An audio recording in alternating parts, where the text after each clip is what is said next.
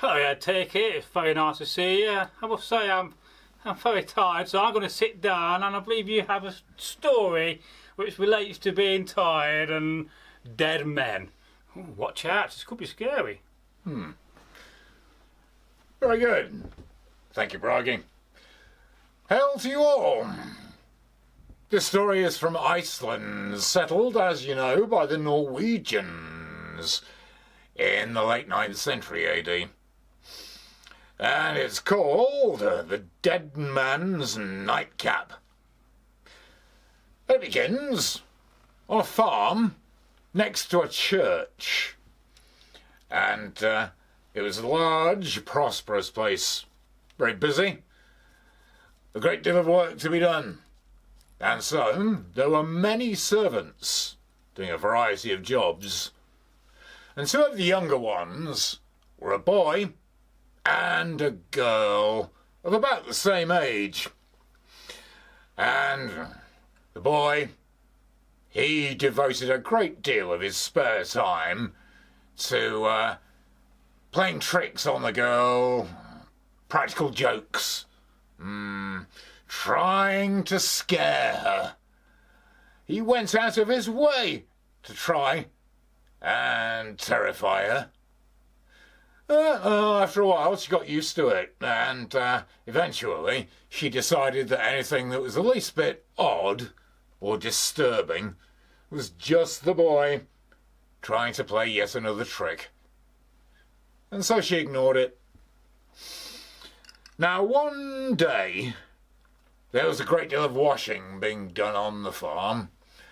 A great deal of linen that had to be gotten clean.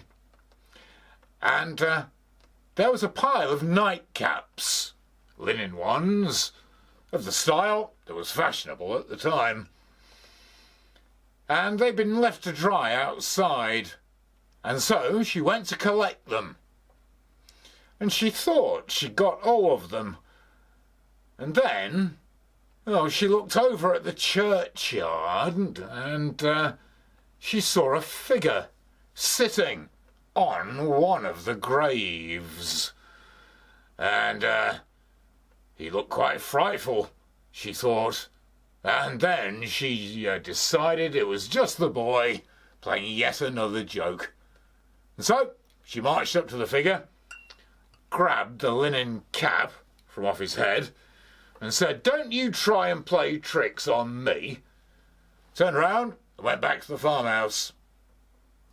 But when they collected all the caps up, they found that all the ones they expected to be there were indeed, but they had one more, and this one was covered in earth, soil on the outside and on the inside.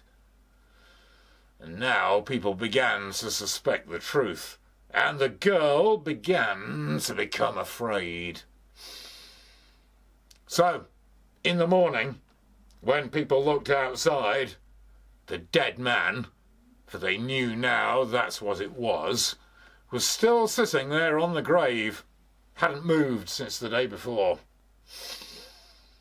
So, they decided to ask the aid of the wisest man in the district. Summoned at once, and as soon as he arrived, he gave them this advice: that the nightcap should be returned to the undead, and it should be done in silence, in front of witnesses, and it should be the girl to be the one to do it.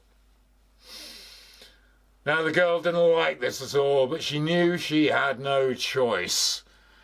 And so, with everyone present, they approached the figure. She walked up to it, with the nightcap still in hand, held it out, and, out of sheer nervousness, she said, "There, are you satisfied?" And the undead man turned round to her and he said, "And you, are you satisfied?" And he struck her. And with that, she fell down dead. Now, people decided that in the end it had to be the boy's fault for teasing her. And after a great deal of thought, he finally decided never to do it anymore and never played any tricks on anyone, never again. But for now, that's the end of the tale. And from me, and of course, from Bragi. Oh yes, very well told indeed. Thank you, Bragi. I enjoyed that.